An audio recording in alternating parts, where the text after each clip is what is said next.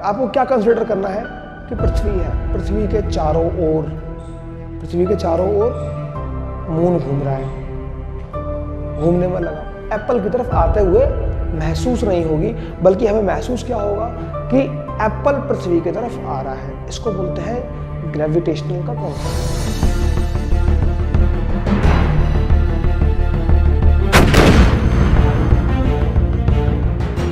Hello बच्चों, मैं हूं अभिषेक और आप सभी का स्वागत है एड्यू पाथ शिक्षा की पाठशाला। हम लोग रोज फिजिक्स पढ़ते हैं और आज भी हम क्या पढ़ेंगे? फिजिक्स। उसका एक टॉपिक है, उस टॉपिक का नाम है सर्कुलर मोशन, वो हम पढ़ेंगे। तो अभी तक जो मैंने आपको पढ़ाया है, क्या आपको समझ में आया? अगर आया है तो कमेंट में ये जरूर लिखिएगा, और अगर कोई इशू है तो वो भी पूछ लीजिएगा। अभी हम सर्कुलर मोशन पढ़ेंगे कि सर्कुलर मोशन क्या होता है, इन सब चीज़ों के बारे में डिस्कस करेंगे। और जो मैं आपको पढ़ा रहा हूँ, इस चीज़ के प्रॉपर नोट्स आप तैयार करती रहेगा समय के साथ साथ, ताकि आपको, मैंने क्योंकि स्टार्टिंग में ही समझाया था, जो भी आपको पढ़ाया जा रहा है उसके नोट्स जरूर रेडी करिएगा। मैं जो पढ़ा रहा हूँ, और इसके बाद अगर आप कोई बुक स्टडी करना चाहते हैं, रीड करना चाहते हैं, तो आप उस बुक को पढ़ लीजिए। ठीक है, जो भी बुक मैंने बताई थी, बुक लिस्ट फॉलो करवाई थी। अगर नहीं देखी तो वीडियो स्विच करके वो वीडियो जरूर देखिएगा कि कौन कौन सी बुक फिजिक्स के लिए ज़रूरी है पढ़ाने के लिए। ठीक है, तो उन बुक में से कोई एक बुक को आप चूज़ कर लीजिए, उसको पढ़ते रहिए। और मैं तो आपको एस सी वर्मा से पढ़ाता हूँ, तो एस सी वर्मा से मैं तो आपको कॉन्सेप्ट क्लियर ही कर रहा हूँ। तो जो मैं बता रहा हूँ आप उसको नोट्स बनाते रहिए, बुक से पढ़ते रहिए, उसके नोट्स उसमें ऐड ऑन करते रहिए। आपके खुद के एक नोट्स तैयार हो जाएंगे, आपका खुद का एक कॉन्सेप्ट तैयार हो जाएगा। उस चीज़ पे फोकस ज़्यादा करिए, क्योंकि किसी और के कॉन्सेप्ट फॉलो करना से ज़्यादा बेटर है अपने कॉन्सेप्ट बनाना। तो आज हम पढ़ेंगे क्या? Circular motion. सर्कुलर मोशन तो आपको इमेजिन करना है। इमेजिन आपको क्या कंसिडर करना है कि पृथ्वी है, पृथ्वी के चारों ओर मून घूम रहा है, घूमने में लगा पड़ा है। अब पृथ्वी के चारों ओर मून घूम रहा है। क्या आपने कभी सोचा है क्यों हो रहा है ये? इससे पहले, सर्कुलर मोशन से पहले मैं डिस्कस करना चाहूंगा मोशन क्या होता है। मोशन क्या होता है? जब कोई भी ऑब्जेक्ट टाइम के साथ अपनी पोजीशन को चेंज करे। सपोज मैं अभी यहां पर खड़ा हूं, मैं क्या हूं? रेस्ट पर हूं। टाइम चल रहा है 1 second, 2 second, 3 second, 4 second, 5 second, मैंने चेंज कर दी जगह अपनी, मैं वहां से यहां पे आ गया। अब इस चीज के बीच का जो डिस्प्लेसमेंट है, जो अंतर है, दूरी का जो शॉर्टेस्ट डिस्टेंस है, उसको डिस्प्लेसमेंट कहते हैं। वो जो दूरी है 15 सेंटीमीटर सपोज, तो मैंने 5 सेकेंड के अंदर 15 सेंटीमीटर की डिस्टेंस कवर करी। 15 सेंटीमीटर की डिस्टेंस 5 सेकेंड में कवर करी। तो ये क्या है? मेरा मोशन। कहते हैं ना हम लोग कि कोई गाड़ी है, बाइक है, 60 की स्पीड में चल रही है। 60 की स्पीड क्या होती है? 60 मीटर 1 सेकंड में जा रही है ना। बाइक में क्या लिखा होता है? किलोमीटर पर आवर की स्पीड लिखी होती है। 60 की स्पीड चल रही है या 70 की स्पीड चल रही है, तो उसमें 70 का मतलब क्या है कि भाई 70 इतनी स्पीड में चल रही है बाइक कि 70 किलोमीटर 1 घंटे में चली जाएगी है। ठीक है, तो वो जो मोशन होती है, बाइक हमारी क्या चल रही है? एक स्ट्रेट पाथ पर, तो हम उसको लीनियर मोशन कहते हैं, है ना। लीनियर मोशन कहते हैं, उसमें लीनियर में पढ़ते हैं। अब आप क्या समझेंगे यहाँ पर? समझना आपको क्या है कि जिस तरह से आपने कभी एग्जांपल देखा हो कि एक अपनी अर्थ है, अर्थ के चारों ओर मून घूम रहा है, आप इसको क्या बोलेंगे? ये कौन सी मोशन है? आप, जाहिर सी बात है, आप इसमें ध्यान देंगे कि जो अपनी पृथ्वी है उसके चारों ओर जो मून घूम रहा है, वो किस तरीके के रास्ते पे घूम रहा है? ये रास्ता है सर्कल के फॉर्म में। रास्ता कैसा है? सर्कुलर है। कैसा है रास्ता? सर्कुलर पाथ, है ना। तो इस सर्कुलर पाथ में जो भी मोशन होगा, साहब, उस मोशन को हम क्या बोलेंगे? सर्कुलर मोशन बोलेंगे। उस मोशन को हमने क्या बोलना है? Circular motion. मतलब अगर पृथ्वी एक जगह पर है और उसके चारों ओर चंद्रमा घूम रहा है, तो वो चंद्रमा जो घूम रहा है वो कौन से मोशन में है? सर्कुलर मोशन में। और जो हमारी पृथ्वी सूरज के चक्कर लगा रही है, वो कौन से मोशन में है? Circular motion. ठीक है, अब आगे बढ़ते हम कि भाई साहब, जो आपने समझ तो लिया कि पृथ्वी के चारों ओर चंद्रमा घूम रहा है और पृथ्वी सूरज के चारों ओर घूम रही है, सूरज गैलेक्सी के चारों ओर घूम रहा है ना। सोलर सिस्टम अपना गैलेक्सी के चारों ओर घूम रहा है। तो ये सब क्यों घूम रहे हैं? हमने एक चैप्टर अगर 9th में आपको याद हो तो पढ़ा था, उस चैप्टर का नाम है ग्रेविटेशन। ग्रेविटेशन का मतलब क्या होता है? ग्रेविटेशन का मतलब होता है जब किसी भी दो ऑब्जेक्ट के बीच, जैसे ऑब्जेक्ट के बीच ना समझ के हम समझते हैं, कोई भी दो ऑब्जेक्ट है, ये एक ऑब्जेक्ट है 3 किलो की, दूसरी ऑब्जेक्ट है 2 किलो की। इन दोनों ऑब्जेक्ट के मास की वजह से इनके बीच एक अट्रैक्शन फोर्स लगेगा। उस अट्रैक्शन फोर्स को साहब हम ग्रेविटेशन फोर्स कहते हैं। जैसे ये हमारी है पृथ्वी, ठीक, ये पृथ्वी है मेरी। अब एक एप्पल है जो ऊपर से गिर रहा है पृथ्वी पे, ठीक है, ये एप्पल पृथ्वी पे गिर रहा है, तो इस एप्पल का वजन कितना होगा आप खुद अंदाजा लगा लीजिए। मैं मान लेता हूं 0.2 किलोग्राम। और अर्थ का वजन कितना होगा? बहुत बहुत बहुत ज्यादा, इस एप्पल से तो बहुत ज्यादा होगा। ये तो आप समझ रहे हैं ना, कई करोड़ एप्पल आ जाएंगे इसमें, तो इतना ज्यादा वजन होता है। मैं इसका वजन लगभग कुछ लाख में मान लेता हूं, मैंने 3 लाख के आसपास मान लिया वजन, एक एग्जाम्पल है, ठीक है। तो आप यहां पर क्या देखेंगे कि एप्पल और अर्थ ये एक दूसरे को अट्रैक्ट कर रहे हैं एक फोर्स से। जितने फोर्स से अर्थ एप्पल को अट्रैक्ट कर रही है, इस फोर्स को मैंने F मान लिया, उसी फोर्स से एप्पल अर्थ को अट्रैक्ट करता है। लेकिन अब आपने फिर क्या देखा कि साहब जो एप्पल है वो तो पृथ्वी की तरफ आ रहा है, उसका कुछ एक्सेलरेशन है, लेकिन पृथ्वी एप्पल की तरफ नहीं आ रही है। ऐसा क्यों? फोर्स दोनों में सेम लग रहा है ना, फोर्स दोनों में सेम लग रहा है। अगर इसमें 3 न्यूटन का फोर्स लग रहा है तो इसमें भी 3 न्यूटन का फोर्स लग रहा है, लेकिन पृथ्वी एप्पल को अपनी तरफ क्यों नहीं खींच रही है? एप्पल पृथ्वी को अपनी तरफ एप्पल पृथ्वी को अपनी तरफ क्यों नहीं खींच रहा है, जबकि पृथ्वी एप्पल को खींच रही है? क्यों? क्योंकि हमारा फॉर्मूला क्या होता है एक्सेलरेशन निकालने का? A = F/m। अगर मैं अर्थ का निकाल रहा हूं तो आप देखेंगे अर्थ का जो एक्सेलरेशन है, फोर्स तो सेम है, लेकिन अर्थ का मास जो है वो बहुत ज्यादा है, 3 लाख के आसपास, ठीक है। लेकिन अगर मैं वही एप्पल का निकालूं एक्सेलरेशन, कि एप्पल का कितना एक्सेलरेशन है, तो क्या निकलेगा F/0.2 के आसपास। तो आप देखेंगे इधर एक्सेलरेशन की वैल्यू बहुत ज़्यादा होगी, क्योंकि यहाँ पर देखो, यहाँ पर 0.2 है, बहुत छोटा नंबर है। जब इस छोटे नंबर से इसको डिवाइड करेंगे तो इसकी वैल्यू काफ़ी ज़्यादा तेज आएगी, मतलब एप्पल बहुत तेज़ी से नीचे गिरेगा। और यहाँ पर वैल्यू 3 लाख में है, तो यहाँ पर एक्सेलरेशन जो होगा वो 0.00000 में जाएगा। तो इसका मतलब एक्सेलरेशन बहुत कम है, और इसी वजह से पृथ्वी कभी भी एप्पल की तरफ आते हुए महसूस नहीं होगी, बल्कि हमें महसूस क्या होगा कि एप्पल पृथ्वी की तरफ आ रहा है। इसको बोलते हैं ग्रेविटेशनल का कॉन्सेप्ट। अब न्यूटन ने क्या बताया भाई साहब? न्यूटन ने बताया कि इस दुनिया में जितनी भी चीज है जिनके बीच मास है, जैसे चंद्रमा है, ये पृथ्वी है, इन दोनों के बीच मास है, तो ये दोनों एक दूसरे को अट्रैक्ट कर रही हैं एक फोर्स, उसका बोलते हैं ग्रेविटेशनल फोर्स।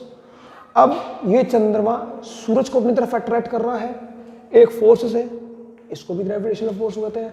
ये सूरज पृथ्वी को अट्रैक्ट कर रहा है, इसको ग्रेविटेशनल फोर्स बोलते हैं।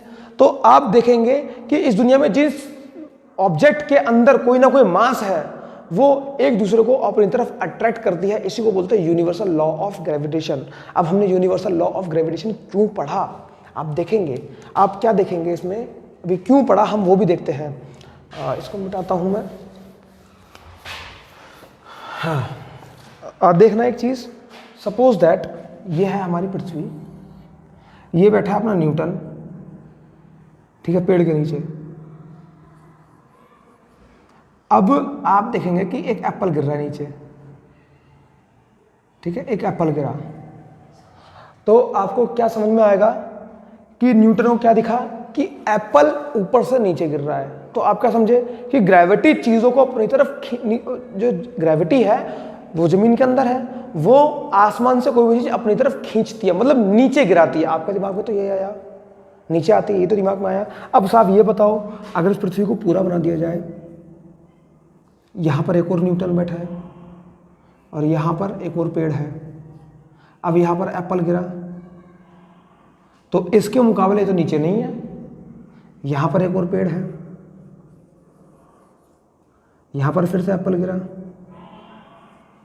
तो भैया ये तो नीचे गिर रहा है, इसके इसके अगर रिलेटिव में देखें तो इसको तो ऊपर जाना चाहिए, डायरेक्शन चेंज हो गई। तो आप क्या देखेंगे, आप देखेंगे कि एप्पल इधर की तरफ अट्रैक्ट हो रहा है, ये एप्पल इधर की तरफ अट्रैक्ट हो रहा है, ये एप्पल इधर की तरफ अट्रैक्ट हो रहा है। तो आप देखेंगे अर्थ के जो सेंटर ऑफ मास है, अर्थ के सेंटर ऑफ मास पता क्या होता है? किसी भी चीज का जो मास का जो सेंटर हो उसको बोलते सेंटर ऑफ मास। तो आप देखेंगे कि जो एप्पल नीचे गिर रहा है वो अर्थ के सेंटर ऑफ मास के आसपास एक सर्टेन फोर्स से आ रहा है, एक निश्चित फोर्स से आ रहा है। उस निश्चित फोर्स को हम G=9.8 मीटर पर सेकंड स्क्वायर बोलते हैं। ठीक है, ये निश्चित एक फोर्स है, इस फोर्स से कोई भी चीज अर्थ अपनी तरफ खींचती है। जी वेरी करता है, आगे जाके कुछ चीजों पर डिपेंड होता है। लेकिन आप क्या देखेंगे, यहां पर भी अगर एक पेड़ बना दूं मैं, तो आप देखेंगे कि जो एप्पल है वो सब सेंटर की तरफ गिर रहे हैं। अब यहाँ पर जमीन है इसलिए जमीन खोद के अंदर चले नहीं जाएंगे, लेकिन आप देखेंगे कि हर कोई चीज सेंटर ऑफ मास की तरफ अट्रैक्ट हो रही है। आप इसको अगेन देख लीजिए, फिर से मेरा ये चंद्रमा है, फिर से मेरी पृथ्वी है, ठीक है, फिर से मेरी पृथ्वी है। आप देखेंगे कि जो चंद्रमा का सेंटर ऑफ मास है, पृथ्वी का सेंटर ऑफ मास है, चंद्रमा इस पर जोर लगा रहा है और इसको अपनी तरफ खींच रहा है। खींचा किधर? सेंटर ऑफ मास की तरफ। इधर की तरफ नहीं खींचा, इधर की तरफ भी नहीं खींचा, ना इधर की तरफ खींचा, बीच की तरफ खींचा। पृथ्वी भी चंद्रमा को बीच की तरफ ही खींचेगी। ऐसा नहीं कि ऊपर की तरफ खींच दिया कि इसका फोर्स इधर लग रहा है, नहीं, सेंटर ऑफ मास की तरफ खींचेगी, जिसकी वजह से वो इसके चारों ओर घूमता रहेगा, घूमता रहेगा, घूमता रहेगा। ठीक है, अब इस सेंटर ऑफ मास की वजह से एक फोर्स क्रिएट होता है। इस सेंटर ऑफ मास की वजह से इसके एक फोर्स क्रिएट होता है। उस फोर्स को हम बोलते हैं सेंट्रीपिटल फोर्स। क्या बोलते हैं साहब? Centripetal force. सेंटर की वजह से एक फोर्स लगता है किसी भी चीज के मोशन करने में, उसको क्या बोलते हैं? Centripetal force. कैसे समझें फिर से, आप ध्यान दीजिएगा। मैं अगेन आपको इसको एक ब्लैंक अच्छे समझाता हूं। क्या ध्यान देंगे हम? फिर से मेरी वही एक एग्जाम्पल, ये है एक सर्कुलर पाथ, यहाँ मेरी है पृथ्वी, ये है मेरा चंद्रमा। आपको पता है कि चंद्रमा पर, क्योंकि हमने क्या पढ़ा है, आप देखना, ये कोई ब्लॉक है, इस ब्लॉक पर अगर मैं फोर्स लगाऊंगा इधर की तरफ तो वेलोसिटी भी इधर की तरफ ही होगी।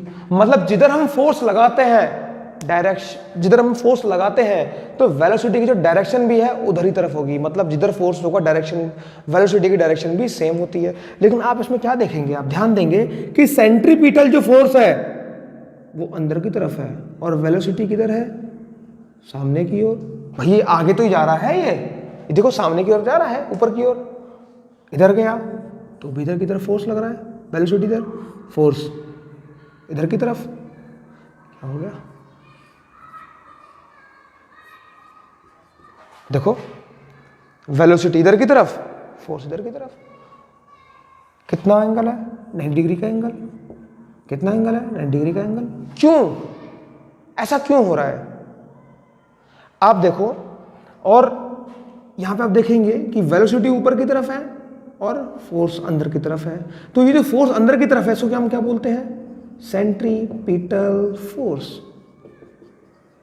अब इसी जो 90 डिग्री का एंगल क्रिएट हो रहा है, इसकी वजह से ऑब्जेक्ट सर्कल के पाथ में चल पाती है। कैसे? उसको भी डिस्क्रिप्शन से हम समझते हैं। फिर से मैं आपको बताता हूं। क्या? सपोज ये कोई ऑब्जेक्ट है, ठीक है, ऑब्जेक्ट है, इधर की तरफ मूव कर रही है ये, ठीक है, फोर्स किधर लग रहा है? वेलोसिटी किधर है? इधर की तरफ, ठीक है।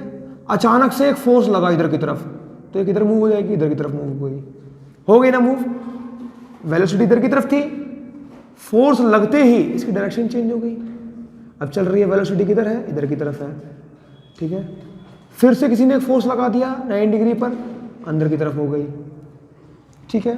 फिर से वेलोसिटी इधर की तरफ है, फिर से किसी ने फोर्स लगा दिया, अंदर की तरफ हो गई।